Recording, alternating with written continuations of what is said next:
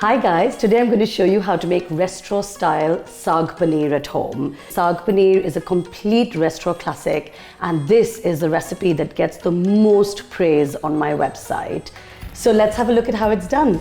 I've got here a block of about 225 grams of ready paneer. You could make your own, but this is a lot easier. I'm going to tip these paneer pieces into a bowl, and then on top of that I'm going to add about half a teaspoon of ground turmeric, half a teaspoon of ground chili, and a teaspoon of salt. I'm going to give it a little toss to make sure the paneer is coated evenly with all of those spices, and then just leave that to sit. I'm going to chop an onion into little pieces, and then I'm going to finely grate about an inch of ginger peeled and 4 fat cloves of garlic. I use a microplane grater. You could use any different grater. You could even give them a little puree with a teaspoon of water in a small hand blender if you prefer. Ginger garlic done. I'm now going to chop up a green chili. Chopping done, I'm going to get about 2 tablespoons of oil to heat on medium in a shallow sort of frying pan or saute pan, entirely up to you. Now the oil is hot. I'm going to tip in that lovely paneer that's been sitting in all these great spices. Just make sure they've all landed on their fat sides rather than their skinny middles. Easily cover it. We'll give it a couple of minutes on either side just to lightly make them golden brown. You don't want them to overcook. What this does is it helps them retain their shape in the curry later and also really absorb all those lovely flavors without just falling apart. It's been a couple of minutes. I'm just going to take it off the flame and then very carefully flip the pieces over and look at the color of that beautiful golden yellow tinged oil. All that flavor. Oh. Back it goes on the flame for another couple of minutes to cook the other side. So when that's done, tip your gorgeous paneer pieces slowly and very gently back into the bowl they were sitting in. What we're going to do now is fry the onions in that same oil because it's got all these gorgeous spices in them now. I'm going to toss those onions in.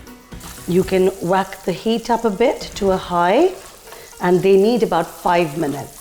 Look at the color on those onions, absolutely gorgeous. Give the onions a stir to make sure they're cooking evenly. So in 5 minutes, I'm going to go in with the ginger and the garlic. And this is going to saute for another 5 minutes. In 2 minutes, toss in a teaspoon of ground cumin and also the chopped chili. Give this a stir and keep it going for another couple of minutes or so.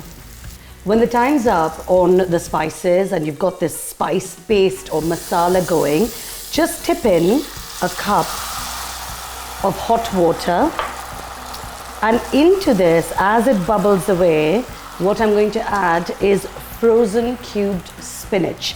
Now this is chopped spinach. I always have a bag of the frozen version of this in my freezer. It's the most brilliant, healthy, easy go-to ingredient. But if you don't have frozen spinach, you could also use about 700 to 800 grams of fresh spinach. This is 400 grams of frozen spinach. Put the lid on and let this cook for a few minutes, maybe 4 or 5 minutes, until the spinach completely disintegrates into that curry base. That spinach has beautifully disintegrated. So what I'm going to do now is literally go in with a hand blender and puree it into that silky texture we recognize.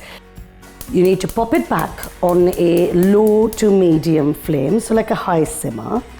And then we're going to put our paneer pieces back on. Give it a little stir. I'm going to cover this and let it simmer for a couple of minutes.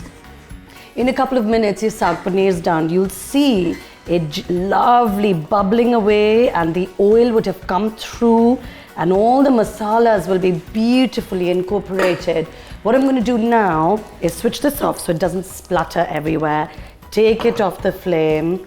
To finish, I'm going to sprinkle a bit of garam masala. That's about half a teaspoon's worth. And also just to warn you, saag paneer needs a lot of salt to really lift that spinach. So do taste this and add more if you need to. I know I will. Give it a good stir. And your restaurant style saag paneer is ready. I am so hungry now. I guess all that remains is for me to have a quick bite to make sure I'm not poisoning anybody. So good. Hope you enjoyed that. Don't forget to hit the subscribe button for more recipes just like these. Thank you.